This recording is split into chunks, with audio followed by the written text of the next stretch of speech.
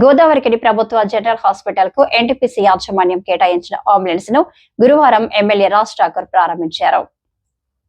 42 లక్షల రూపాయల సిఎస్ఆర్ నిధులతో కేటాయించిన 2 అంబులెన్స్లలో గురువారం ఎమ్మెల్యే రాజ్ ఠాకూర్ ఒక అంబులెన్స్ ను ప్రారంభించగా త్వరలో మరో అంబులెన్స్ అందుబాటులోకి రానుంది.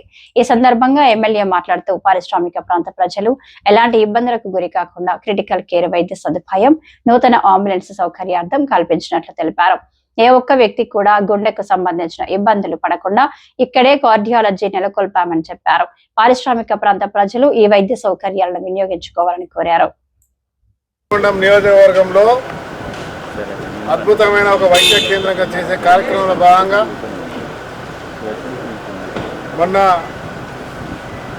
క్రిటికల్ వార్డు ఒకటి ప్రారంభం, పాత వాటి కూడా మంచి చేస్తూ అన్ని రకాల వైద్యాన్ని ఇచ్చేటువంటి కార్యక్రమం నడుస్తూ ఉంది. ఈరోజు ఈ ప్రాంతానికి 2 అంబులెన్స్ కొత్త ఇంకా అదనంగా రావడం జరిగింది.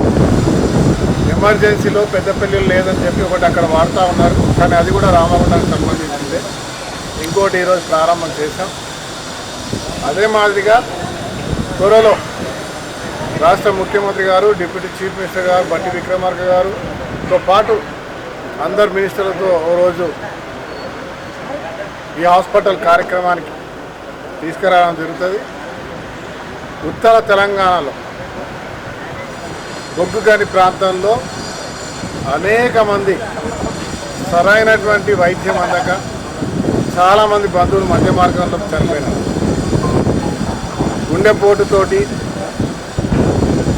డెలివరీలకు తీసుకుపోయేటప్పుడు లేదా రకరకాల వ్యాధులతో. కానీ ఇక ముందు నుంచి అన్ని రకాల వైద్యాలు ఇక్కడే అందే విధంగా మెడికల్ కాలేజ్ అద్భుతంగా ప్రారంభం చేసుకొని అనేకమైనటువంటి రకరకాల వ్యాధులతో వస్తున్నటువంటి సుమారుగా 1000 నుంచి 2000 మంది ఓపీలుగా వస్తున్నారని చెప్తా ఉన్నారు. ఇంకా అద్భుతంగా పెరిగే అవకాశం ఉన్నది. రోజు వారీగా మరి ఇక్కడ అవసరాలను బట్టి మా కలెక్టర్ గారు, ప్రభుత్వము, మేము దీన్ని పూర్తి స్థాయిలో తీర్చిదిద్దే ప్రయత్నం చేస్తూ ఉన్నాం. సరి చేసుకోవడానికి సమయాన్ని తీసుకొని చేస్తూ ఉన్నాం.